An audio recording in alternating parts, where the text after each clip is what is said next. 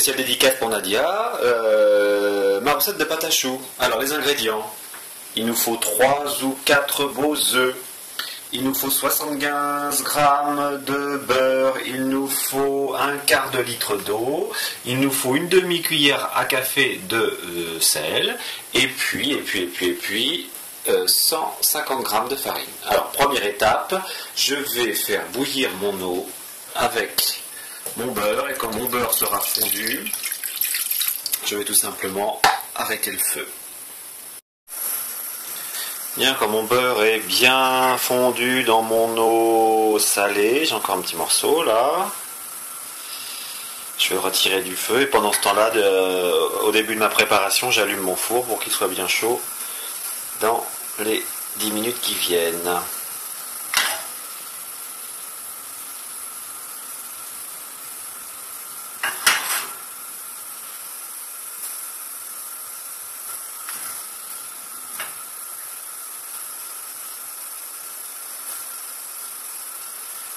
Allez, on va dire que c'est bon. On éteint. Et là, on n'hésite pas, on jette d'un seul coup la farine. Et là, on tourne.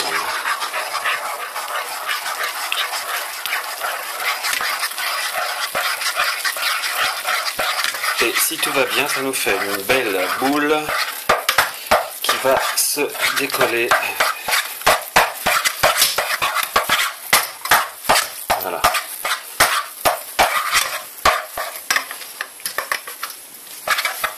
Bon, là je vais continuer à tourner un peu, mais en lâchant la caméra.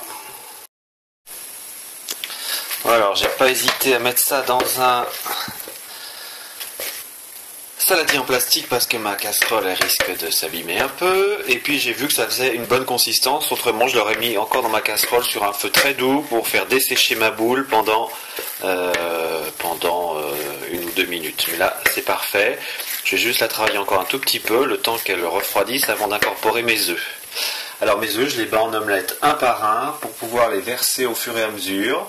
En général, si c'est 3 gros œufs comme ça, ça devrait suffire, mais parfois il en faut un 4e suivant sa farine, suivant son mélange, suivant ce qui arrive.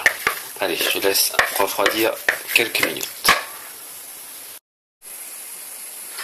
Voilà, je pense que c'est bon, c'est un peu refroidi, ça va pas faire cuire mon œuf, c'est ça qu'il faut craindre. Là, ça devrait être bon. Hop, allons-y, le premier œuf. Et là, voilà, pas toujours très évident de tout mélanger. Il y a une étape comme ça.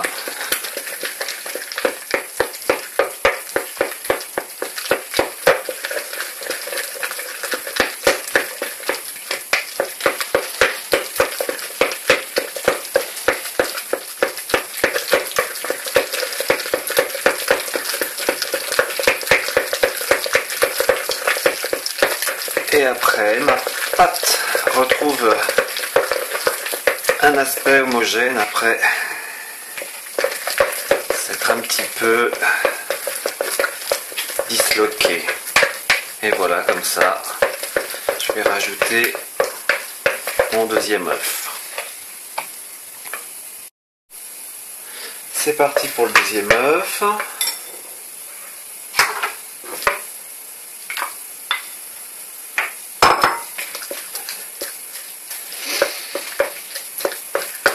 Et de nouveau, on repasse par une étape où ça va se disloquer. Mais ça permet de bien travailler la pâte et de lui incorporer des petites bulles d'air qui vont favoriser le gonflement.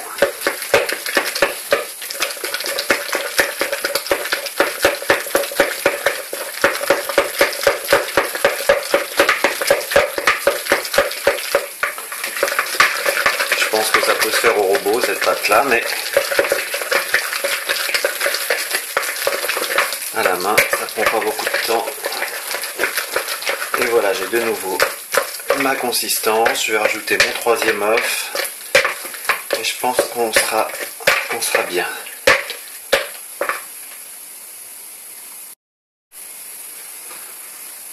Troisième œuf, cette fois-ci c'est le dernier je pense.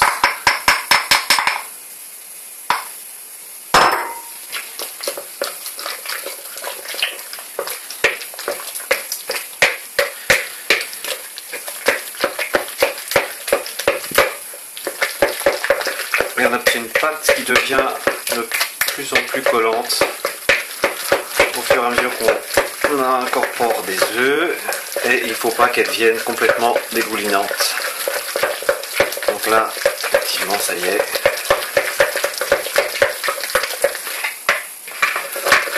On obtient la consistance, la pâte à choux.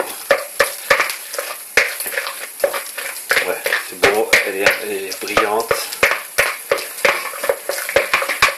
Sans être trop liquide. Donc si on veut faire une gougère, c'est le moment de rajouter 125 g de fromage râpé à cette pâte là, et c'est tout. Moi je veux faire des profiteroles, donc je vais m'arrêter là.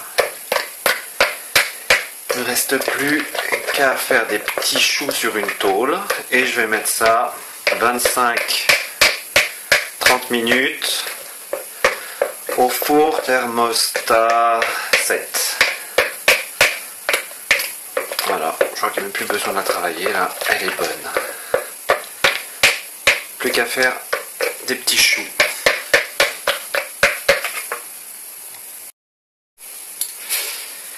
Hop, je prends, voilà, sur ma pâte, l'équivalent de mon petit chou, qu'il faut pas mal espacer si on veut. Parce que là, ça va pas mal gonfler. Si on veut pas que ça se touche, on fait la taille qu'on veut. L'idée c'est qu'il soit plutôt régulier pour que la cuisson soit la même pour tout le monde. Là, c'est des moyens choux, quoi. Si on a une douille, c'est mieux, plus joli. Mais comme ça, un petit côté rustique.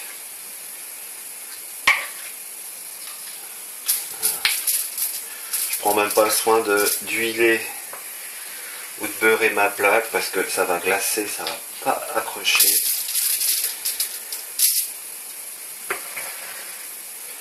J'espère seulement que mon four est bien chaud parce que je suis allé vite finalement. Voilà.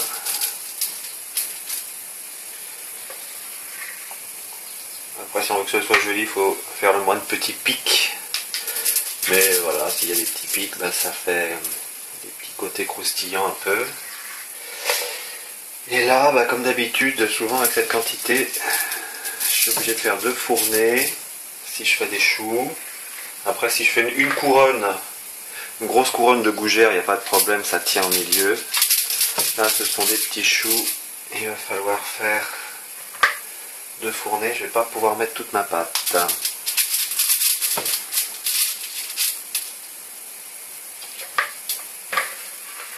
Je sais que ça va bien marcher, hein. Juste après ma première fournée, ma pâte aura bien attendu au frais. Il fait trop chaud, je la mets au frigo. Là, il fait pas très chaud, je vais la laisser à l'extérieur. Et après, mon four est bien chaud, donc la deuxième fournée, elle est bien cuite, je le sais. Et ben, je mets au four, et puis rendez-vous dans 25 minutes.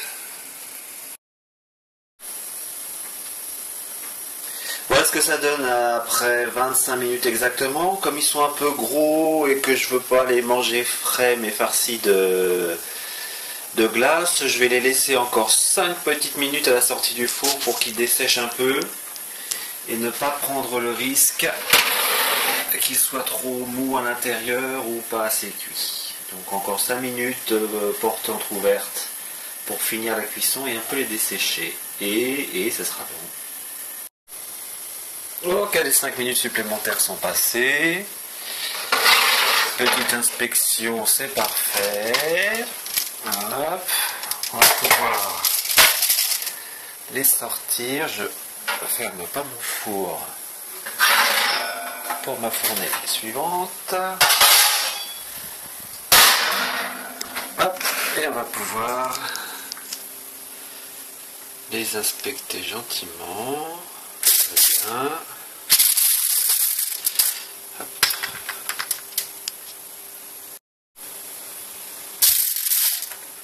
Voilà. Hop, je les mets maintenant pour qu'ils se reposent, qu'ils continuent de sécher. Voilà. Je fais ma dernière. C'est chaud. Voilà. Je fais ma dernière fournée. Et j'aurai tous mes choux pour une petite profiterole au chocolat de ce soir. Cool.